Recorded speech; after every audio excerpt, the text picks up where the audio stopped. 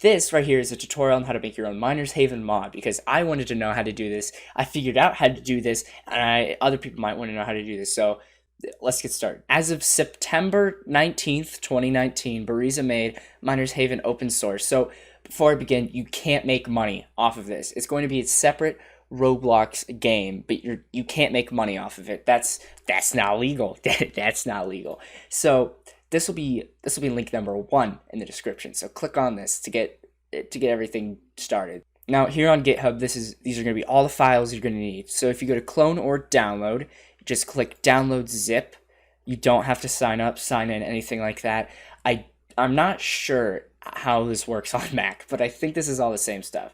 And you show this in folder. Oh boy, this is going to be quite a bit of blurring, but right click it and hit extract all. If you hear that coming from below me, that's because Roger from O'Reilly Auto Parts is watching Interstellar below me. I'm not even joking about that. He's in this house. I'm just going to be putting this on my desktop and then extract all the files there.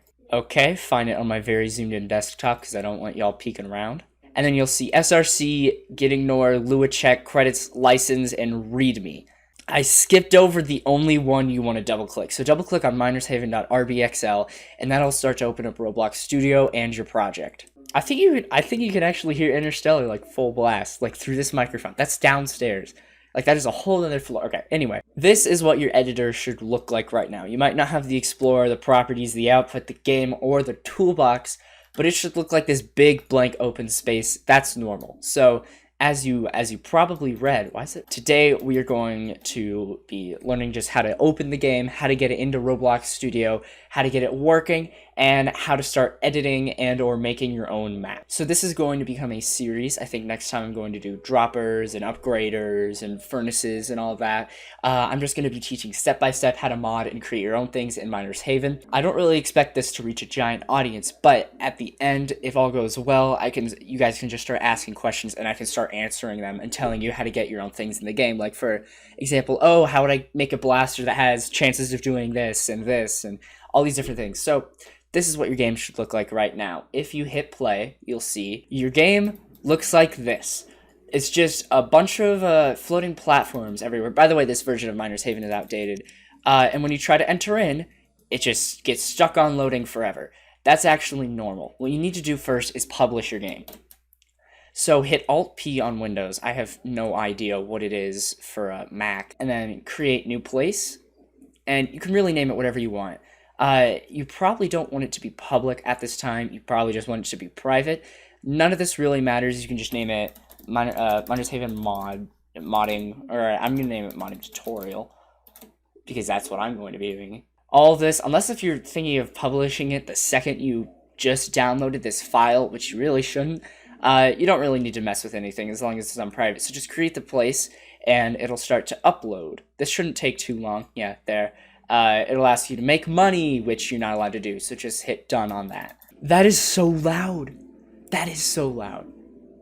Interstellar is so loud. So if you don't mind hearing in the background, continue watching. But sometimes you'll... There he is. They call him Roger in the ad. I'm not going to say his real name. That is the guy who is watching Interstellar right below me.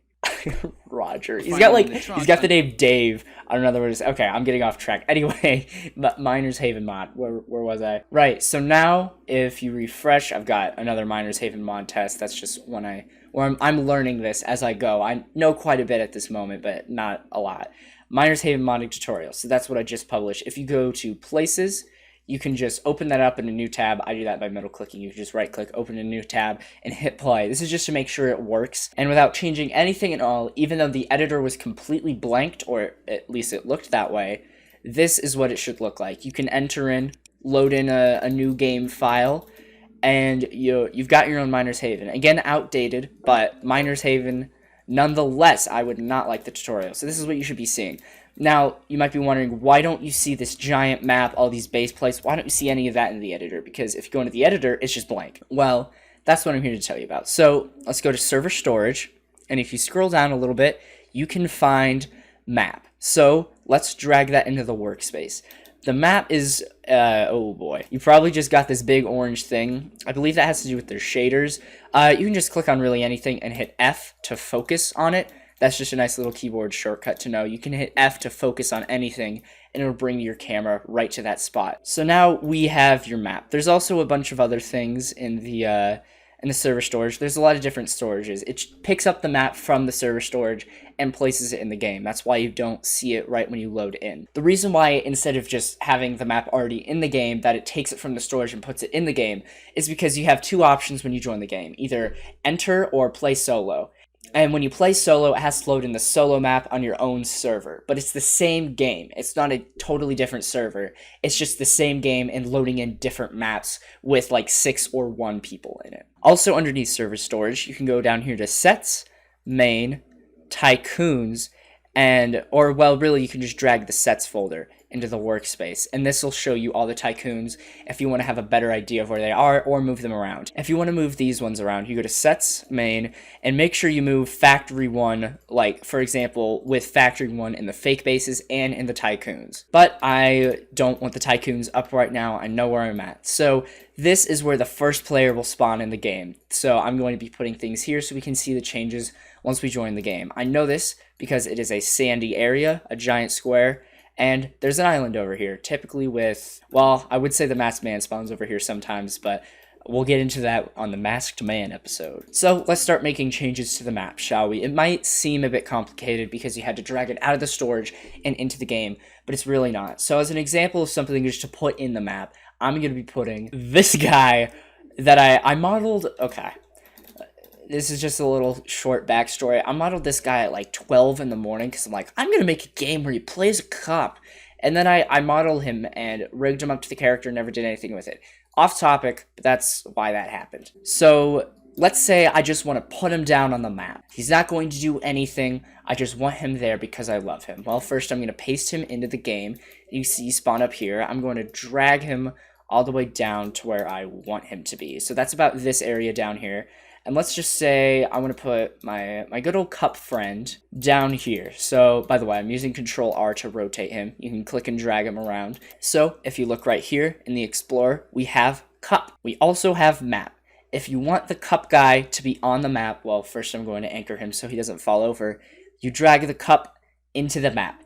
It's actually that easy. But let's say you want something a little bit more complicated. Let's say you don't want to use this old, outdated map, and you would like to make something from the ground up. Well, for this, first, I would recommend dragging sets into the workspace, and then you can go into map, and you can really delete whatever you want.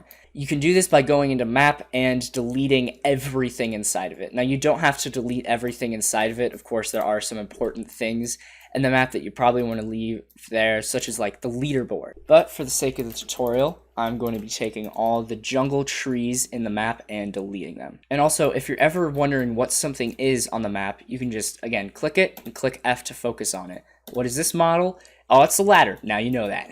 I'm also going to be deleting all the details. Pretty much, I'm going to be making a map from the ground up. Now, this is a good example of something you might not want to delete from the map. The Wizard Dude. His name is Wizard Dude in the game. That is this guy's name in the file, so go ahead and update that on the Wikia. But this is the guy where you make your enchanted items, and that's a pretty big mechanic, so you might not want to delete him. But there's a lot of other things that can go, and if something has a weird name, such as Center, just, again, focus in on it. Figure out what it is. Okay, so here I have deleted every detail on the map. This is the masked man. You're supposed to hide him, so maybe don't just put him anywhere on the map. This is the jetpack. You can see we've just got some details of the map that you might want to hide around. This is the Wizard Dude. I don't know why he's all the way down here. So now I'm just going to go through all the things I don't want. The altar, I want. The axe giver, I don't want. But you understand, like fidget spinner, you can delete anything you don't want, really. Now, you might be wondering, oh, what if I want to use the terrain tool to make my own map? Could that work? Sadly, no, because you can't take the terrain and put it into the map area, unless if you're a master scripter, what just happened. And by master scripter, I mean knows more than me, which is pretty easy to do. So with all that in mind, I think it's about time I make my own map with a time lapse.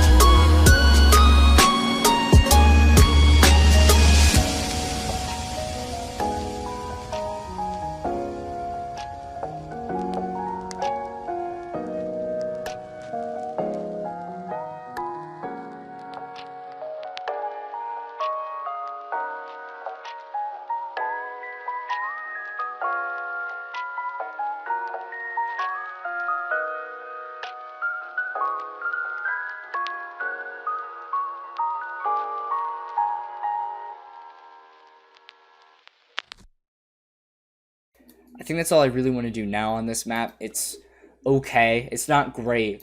I'm really just doing this to push forward the point that you can really mod anything in Miners Haven and make it your own. So I made my own really good looking map. So now I put it all in this folder called temp map folder. I just need to take all of the parts in the folder, group them, hope this doesn't crash. I didn't realize how many objects are in here. And then I'm just going to rename this to floor with one O because I did that on purpose. And then we're going to put it in map.